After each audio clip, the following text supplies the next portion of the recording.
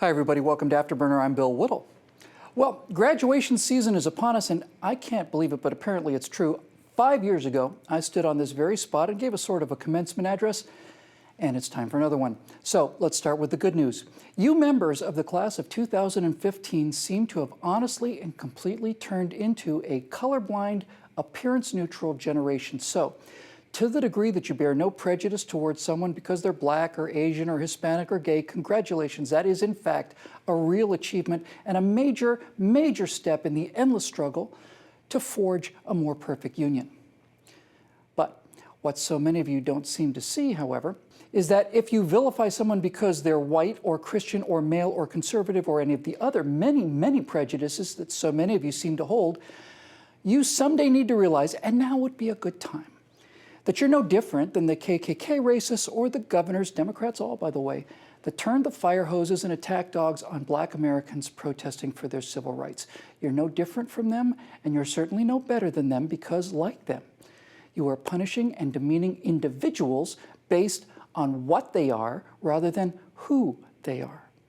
Black people, gay people, women are not intrinsically morally worse than other people, but they're not intrinsically morally better either.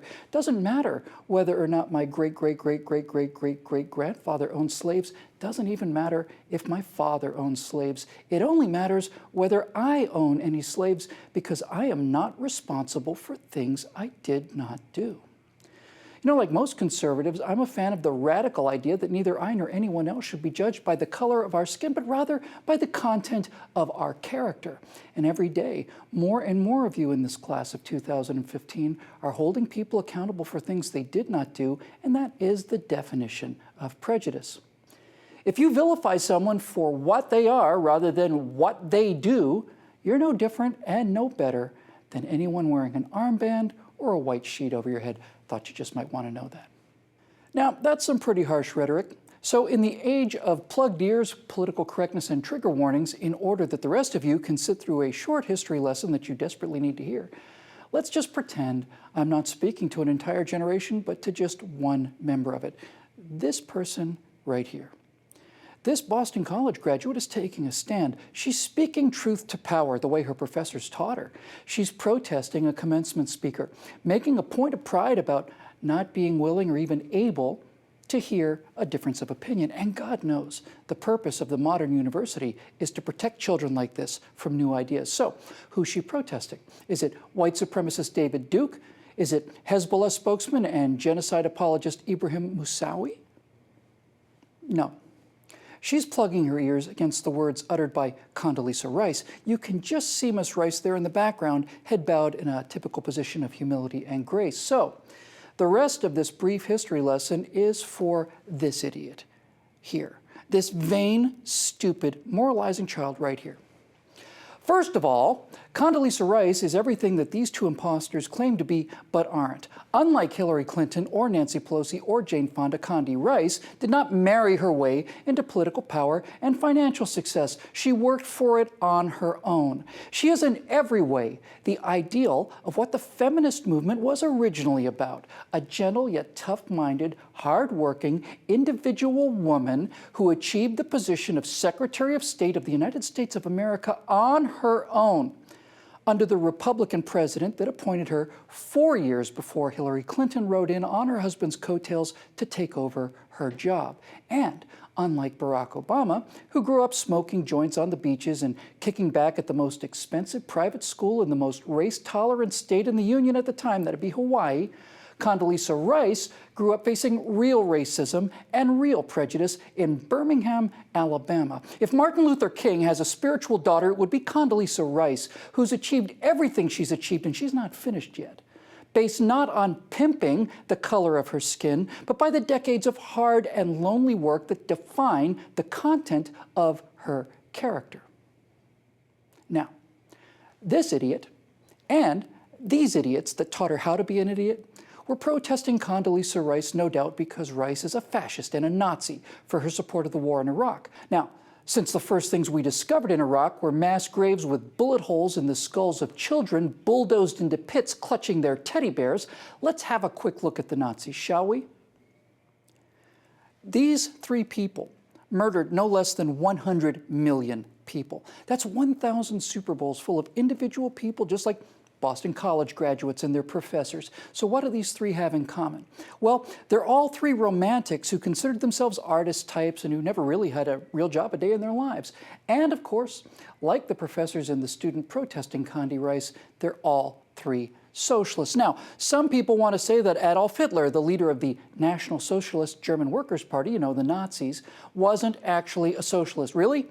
Well, it's true he wasn't a communist, but he did believe in government control of the economy, vast public works programs, utter disdain for elected representatives when they conflicted with his personal will, 100% gun control, cradle-to-grave benefits, his own cool logo, and above all, a massive, all-powerful central government where the state was everything and the individual nothing.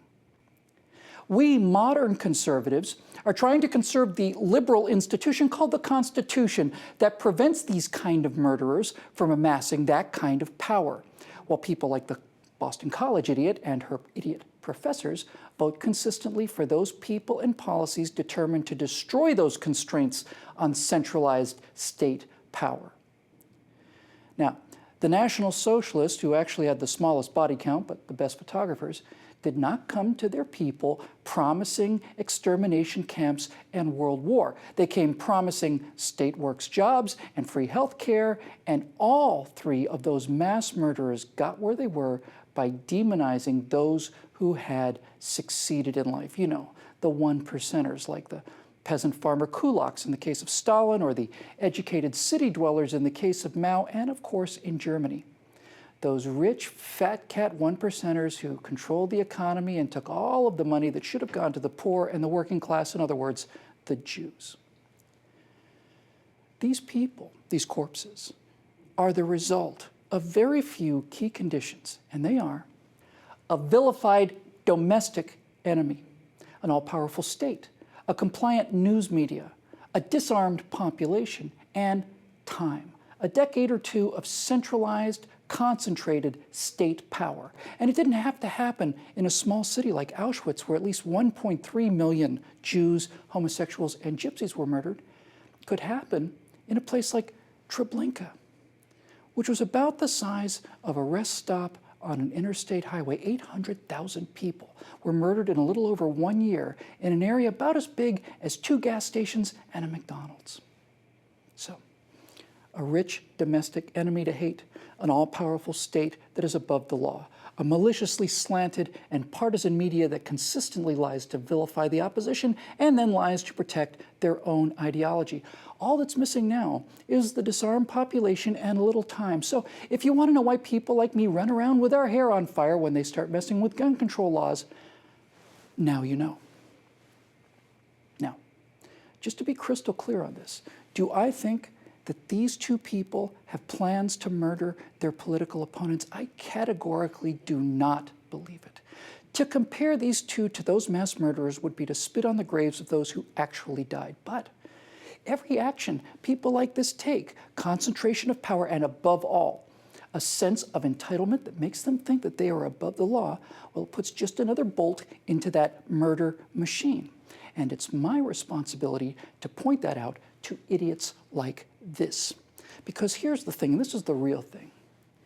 If you really look closely at the history of how these mass murders happened, you'll find that in all three cases, these people did not start out as these people. They started out as romantics, socialist dreamers, professional students, and talkers who never really worked a day in their lives. Their careers were driven in common by the only thing that's truly remarkable about them, and that is their narcissism and their lifelong fantasy of power and control over the world that had ignored them. Stalin, the romantic dreamer, became Stalin the executioner. Hitler, the romantic dreamer, became Hitler the executioner. And Mao, the romantic dreamer, became Mao the executioner because first they built the machine and then the machine built them. So, class of 2015, listen very carefully. Right now, today, people are out there with your support building that same machine. And then that machine will build them, or whoever comes after them. Today, right now, people are being executed and armies of murder are growing every single day. And idiots like this protest people like Condoleezza Rice and Glenn Beck and Rush Limbaugh because it disturbs them. It makes them uncomfortable to be reminded that weakness and conciliation in the face of that kind of murder does not protect you from murder, but rather guarantees it. When the class of 2015 demands to be protected from ideas they do not want to hear, they are simply book burners who are afraid of matches. To say that someone who disagrees with you has no right to speak is the definition, it's the living definition of fascism. And the real Nazis, the real fascists, are not Condi Rice or Glenn Beck or Rush Limbaugh or me. They're these people.